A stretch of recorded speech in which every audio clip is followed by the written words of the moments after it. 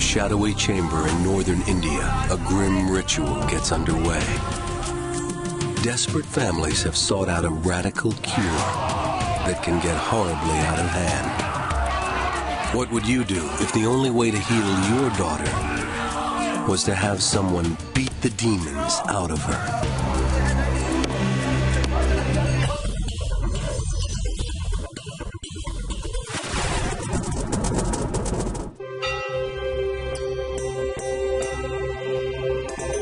The town of Vindhyachal in northern India sprawls on the banks of the river Ganges.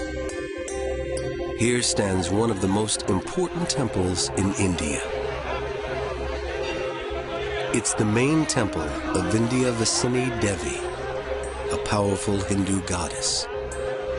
Thousands throng to this shrine. But this is more than a house of worship. Within the bustling temple, down a dim corridor, is a tiny, locked room, out of bounds to all but a tormented few. It's called the Cave of Spirits, a home for the dead and last hope for the possessed. In the holy waters of the Ganges, a man and his helpers prepare for an arduous task. Lakshmikanth Shukla is an exorcist, a pursuer of spirits. And today, he'll take on some formidable foes. Families have traveled many miles from all over northern India to seek his help. They're camping here, waiting for exorcisms that can take hours, even days. They come with many symptoms. I have 4 or 5 lumps in my neck. I get dizzy sometimes. My eyes roll up, my neck turns stiff. But their woes appear to begin in strikingly similar ways. Usually, at twilight, women walking down lonely roads sense an eerie presence. They feel themselves under attack.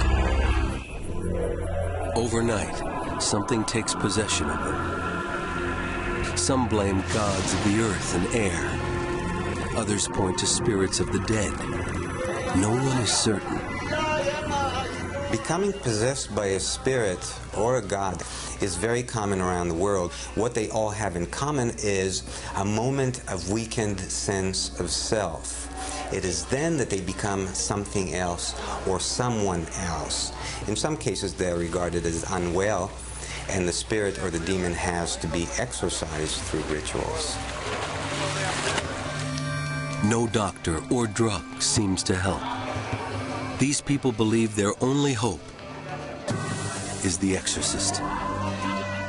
He alone promises a permanent cure. It's a fact that if somebody is really possessed by spirits and they come here, then they'll never have that illness again. It's a bold claim, and these people will pay what little they have to test it. A lot of people here do say that this is just superstition. Those who don't face this problem say it's nonsense. Those who suffer believe it's real. Salikram came with his 15-year-old daughter, Muni. But even he remains skeptical. If they want to, they can tell us anything, these pundits. But I don't know how much of it is true or not.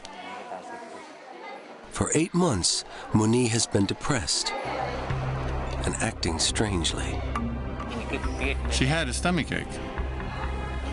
Her eyes got blood red. She starts talking nonsense, whatever comes into her head. Salikram and his wife have tried doctors. Now, as a last resort, they'll attempt exorcism. The spirit world had a place in all ancient cultures. Socrates spoke of divine spirits. Plato believed in spirit possession. According to the New Testament, even Jesus performed exorcisms. The venerable Indian science of Ayurveda prescribed exorcism to treat demonic diseases. Today, the Catholic Church reserves exorcism for cases of alleged satanic possession. And from shamans in South America to voodoo priests in Africa, exorcists still treat physical and mental illness, mediating between this world and the one beyond.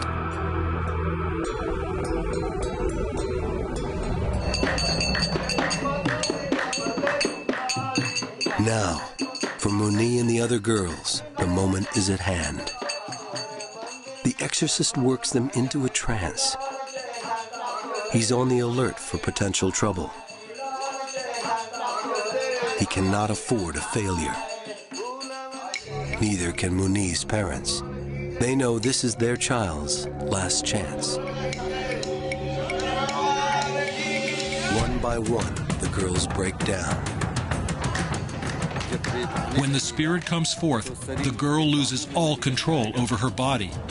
That's when I know she has been possessed.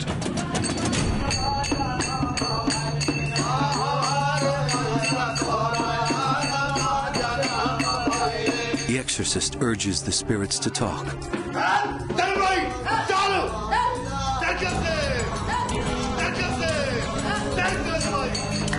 Instead, Muni goes wild.